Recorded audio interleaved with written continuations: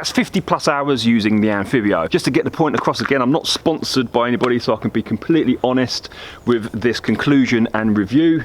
And of course, this is just my opinion. I urge you to go forth and do more investigation if you're thinking about buying this machine. Right, let's get this out of the way. Yes, it does sound like Sweep from Sooty and Sweep. But that's okay, because Sweep was always my favourite.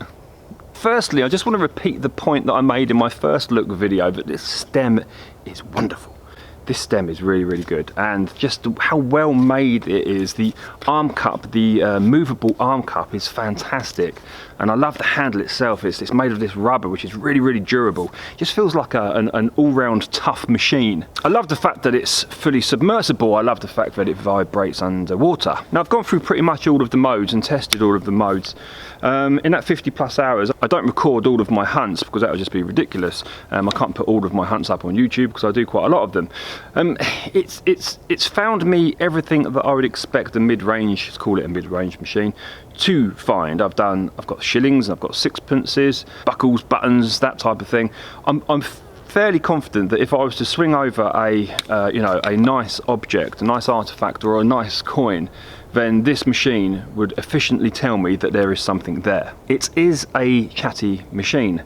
There's things that we can do to remedy that. We can come back on the sensitivity or gain, obviously.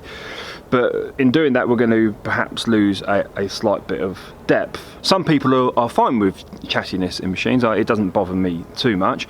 And some people just cannot handle it at all. If you're one of the people that cannot handle it at all, then I don't think this is the machine for you. I feel there's almost too many modes. There's 9 modes in all. Again, this is horses for courses. One man's poison is another man's medicine. That's just too much for me. Sometimes it feels slightly overwhelming as to what mode to use, normally between 2, 3 and deep. And I don't want to be doing too much fiddling about. Just going back again, for me personally, I like to have a more simple machine, which is more switch on and go. It still has options, but doesn't feel too of an overburden. I like the machine to make decisions for me so I can actually concentrate on metal detecting. But that's not a massive problem at all. And that brings me on to the people who already love the Nocta and Macro brand. If you have got on with their previous machines, that you are going to really enjoy this one. Now, it is an upgrade from the multi-cruiser, but it's not that much of an upgrade. It's a very small upgrade. And I'm not entirely sure I could recommend it at the current price if you're already a multi-cruiser user. Now, this brings me to my main point, which has really stuck with me. Could I recommend this machine for field hunting? Yes.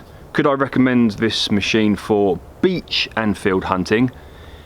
Yes. Could I recommend this machine if you were to do mostly beach and a little bit of land?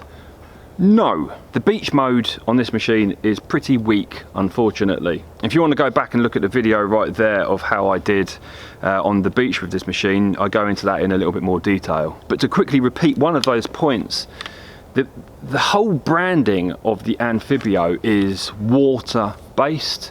So we have the ANFIBIO, amphibious. The branding on the box is splash water.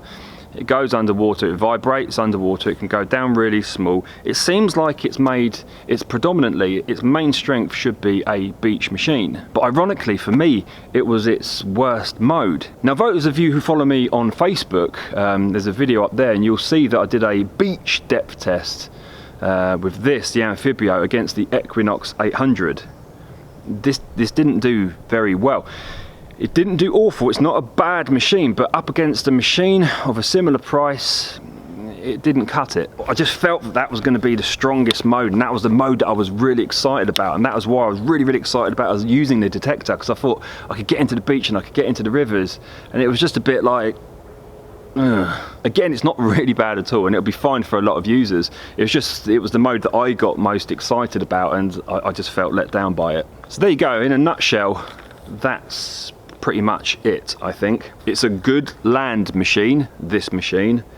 It's an okay beach machine. I can't help but thinking that although this isn't the machine for me, I think it's an important step on the rung of the ladder of Nocta and Macro's evolution. I'm hoping that they'll see the weak points of this machine and make it better.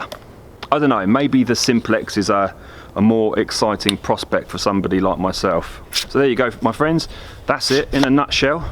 I hope it helped you in some way to make your decision. Again, I urge you to go forth and look at other people's reviews, because it is just my opinion. Thank you for watching, my friends, and I shall see you in the next video.